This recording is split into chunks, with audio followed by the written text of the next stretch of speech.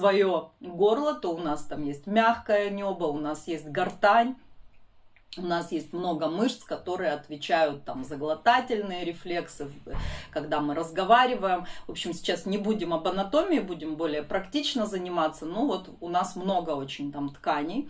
И со временем, с возрастом они имеют тенденцию провисать. То есть все прекрасно знают, когда провисает тазовое дно, там диафрагма ослабляется.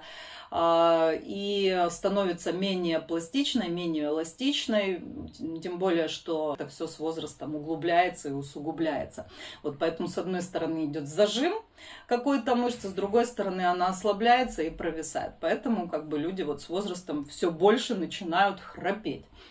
Очень важная проблема в теме храпа – это недостаточный лимфоток в верхней части нашего тела, то есть в голове, в носоглотке. Когда плохой лимфоток, то, в общем-то, начинается отечность тканей и, соответственно, перекрываются дыхательные пути. И чтобы человеку дышать, нос не дышит, человек начинает дышать ртом. Здесь тоже, в общем-то, все отечное. Лимфосистема, тем более в горизонтальном положении, когда человек не двигается, если она и так не очень хорошо и правильно работает, она вообще вот становится очень медленной. Поэтому появляется вот эта отечность и появляются вот эти вот все вещи, которые связаны с храпом.